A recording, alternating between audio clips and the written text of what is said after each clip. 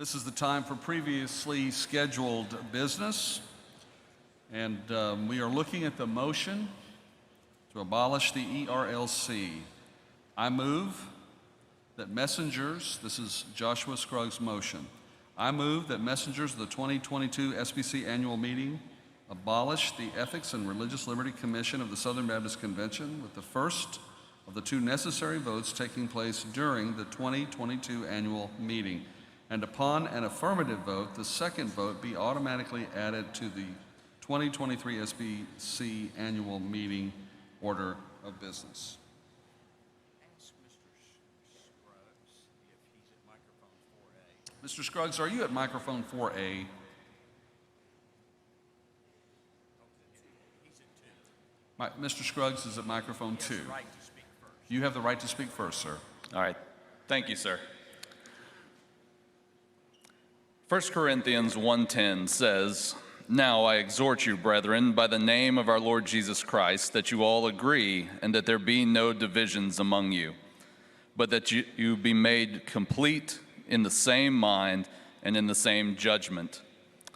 Though my motion to discontinue the ERLC may not seem like it, I'm trying to exhort us to be like-minded, or at least to put an end to some of our divisiveness. Like the Corinthian church, we are a divided people. We evidenced this yesterday. In the meeting, I heard more than one individual reference that they did not want their words or actions to be viewed as political, with the default assumption being that they would be otherwise. Messengers tried multiple times to boo or shout down those that they disagreed with, and there were other things as well.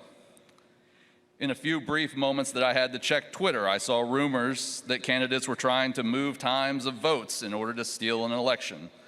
And our division is disgraceful. So why abolish the ERLC? I motioned that we abolish the ERLC in order to remove an entity that had the unintended consequence of causing needless division among Southern Baptists, and it will continue to do so. As I understand it, at an annual meeting years ago, messengers approved the mission and ministries of the ERLC found on their website. Ministry items 2 and 4 are of particular concern because in them, I think, we have given the ERLC an assignment that inevitably will cause significant division. Both of these ministries have the ERLC speaking for Southern Baptists. One on moral and ethical concerns, and the other on religious liberty concerns. The problem with this is that the ERLC then takes a position on an issue that Southern Baptists significantly disagree on. Sometimes we may have been unclear. At others, we may have not taken an official position at all because it falls outside the Baptist Faith and Message or resolutions. Sometimes we may have conflicting resolutions, as in the case of CRTI. Or possibly the ERLC leaders' beliefs or conscience causes them to go against the will of the messengers and the churches.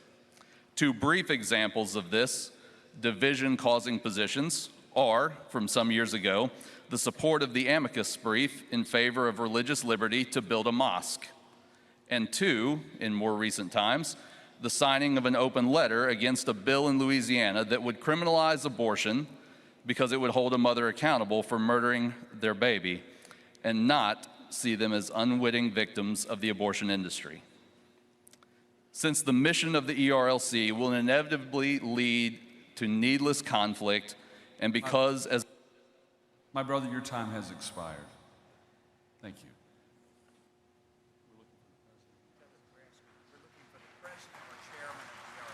We're looking for the president or the chairman of the ERLC. Are you at one of the microphones?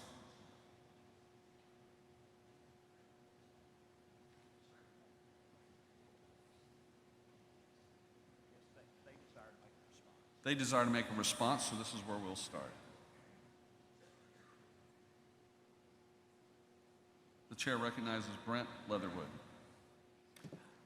Mr. President, I am Brent Leatherwood, and I am a messenger from Brentwood Baptist Church in Nashville, Tennessee, and I also have the honor of serving as acting president of your Ethics and Religious Liberty Commission. Acts 1:8 tells us to take the gospel to the uttermost parts of the earth. Mr. President, we all know that that includes nations around the globe and cities and towns here at home.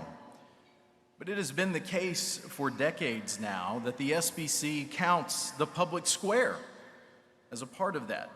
And you have charged this entity to be your representatives in the arena, bringing truth and grace to a world in desperate need of such. Our beloved Baptist faith and message reaffirms this in multiple areas, but especially in Article 15.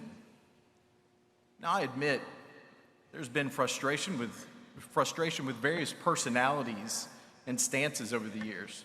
I hear you.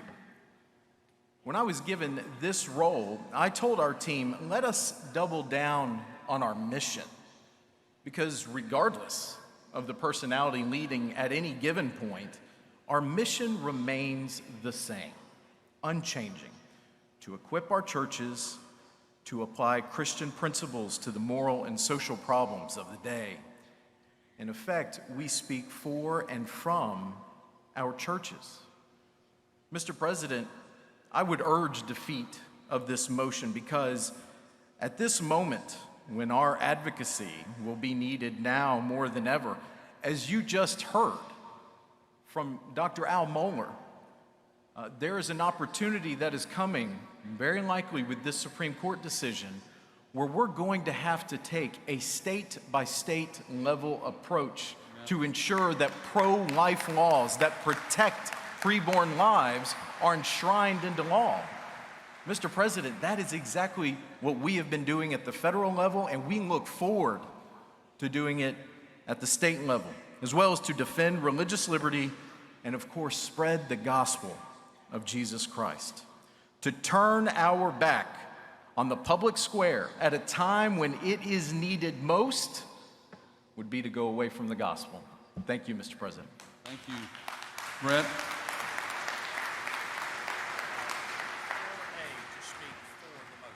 4A, microphone 4A to speak for the motion. Thank you. Josh Abattoi, the University Park Baptist Church in Houston, Texas, speaking for.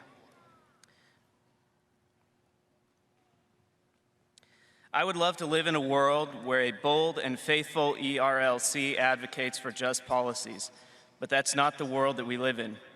Abolishing the ERLC is better than continuing to fund a compromised ERLC. The ERLC creates bad incentives, and we don't seem capable of properly managing those incentives. People use the ERLC as a platform for political ambitions. Please allow me to provide a couple examples.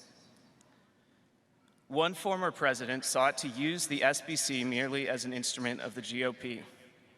Another used the ERLC to build a national media platform that he then used to take to the pages of The Atlantic and other major publications to demean our denomination after he left in a loud fashion.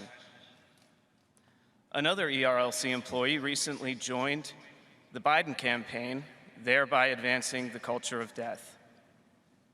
The ERLC exists ostensibly to represent the interests of Southern Baptists in the halls of Washington, D.C. and around the country. But sadly, it appears that they instead adopt the interests of Washington, D.C. and chastise Southern Baptists for not signing on the line for any number of debatable policy priorities, such as mass amnesty for illegal aliens. Too often, the leadership speaks for D.C.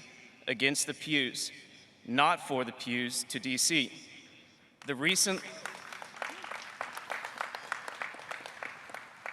recent open letter that the ERLC put its name on took a stance that is directly contrary to what Dr. Mohler just enunciated from the stage regarding the equal protection of the law for unborn children.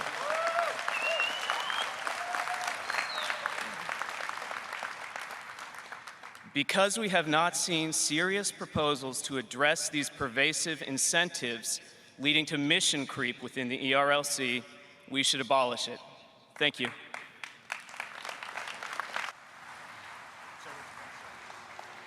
Our time is coming close to expiring, but to be fair, we want to recognize someone who speaks against the amendment now, and this will close out our time.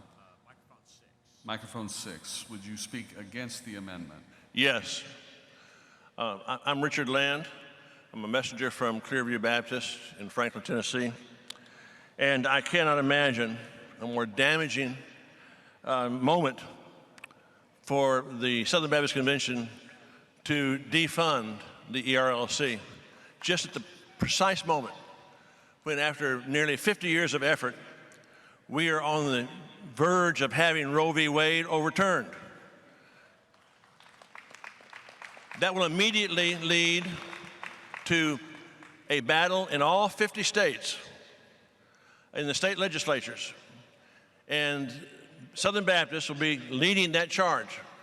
And the ERLC is perfectly primed to be a resource, to be a help, and to help share information among the 50 states. I gave 25 years of my life to the ERLC. I know the good it's accomplished. I know the religious liberty it's defended. I know the unborn babies it's defended. And I would implore you to not defund the ERLC. Now, you may be unhappy with some of the things they say. I'm unhappy with some of the things they say. Every year in staff retreat, when I was head of the commission, I said, if we do our job right, sooner or later, we're going to make everybody mad. If we don't make them mad on one thing, we'll make them mad on something else. It goes with the job. It's the territory. But Southern Baptists have a unique voice in Washington and around the world because of the ERLC. And to defund the ERLC because you're unhappy with some of what it may have done would be like taking a cannon to destroy a mosquito. The mosquito dies, but there's great, great calamitous consequences overall.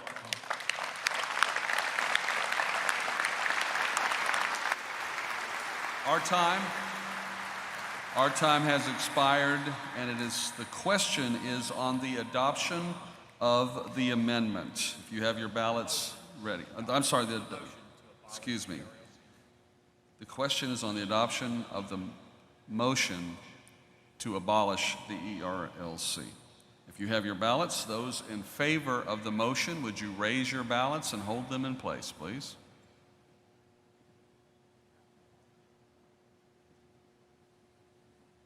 All right, you may put them down. Those opposed to this motion, would you raise your ballots? And the motion fails. Go to your benediction now.